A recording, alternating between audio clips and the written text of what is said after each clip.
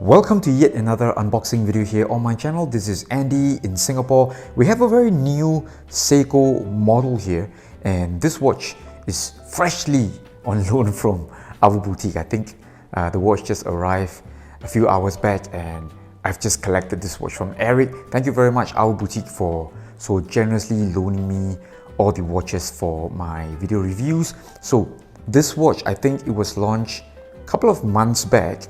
And you can see from the Japanese text here, this is some sort of a JDM model. So we've got the usual manuals and warranty booklets over here. Just flip open this one to show you the watch. In the video today, this is the new Solar Sumo. Okay, so it is also a GMT Sumo, so I really don't know what the fans are going to nickname this new model. Essentially, it is a Sumo with GMT complication, and this time around it's a quartz, a solar quartz. So on first impressions, I think this is really the same Sumo case that we're also familiar with. Let's have a look at the reference number over here. This is a JDM model, so we've got all the Japanese text here at the hang tag. SBPK005. Let's have a look at this Pepsi version here, the 005. The entire Solar Sumo series, I think this series was launched about 2 months back, and at the launch there should be 4 colors if I'm not wrong, and the Pepsi model I think would be the most sporty version of them all. And now with all the packaging out of the way, let's take a closer look at this Solar Sumo. Obviously it's a quartz movement, and I think most fans out there will not be very pleased, but I think this new quartz movement has sort of made this watch a little bit thinner. I think maybe 0.5 millimeter thinner overall.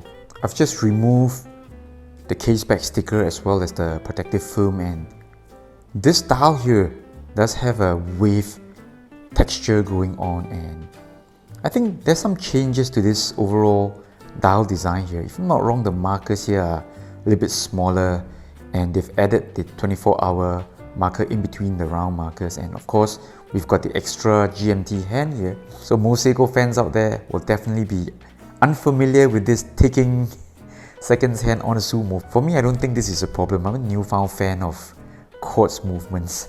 Love the accuracy and the fuss-free operation, grab and go kind of feel I get with the quartz movement. So I think this is a really interesting new model from Seiko. Here's a quick wrist shot to see how big the Sumo is. Alright, I've got a really small wrist, under 7 inch, and the Sumo remains a monster. Alright, so even though the thickness here has been reduced by 0.5 millimeter or so, the Sumo remains a big watch due to the very long L to L distance, and the overall diameter is 45 millimeters. So I think this is officially known as a big diver watch. If you're a fan of this kind of size and heft to your watch, I think the Sumo is definitely one of your top choices. Let's have one more look at the overall case shape and design.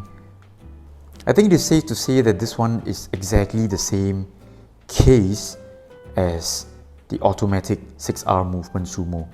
I don't really see any difference when it comes to dimensions or design and finishing. I think I can confidently say that this is exactly the same.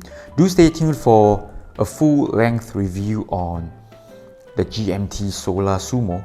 This is Andy in Singapore. I'll see you soon. Bye.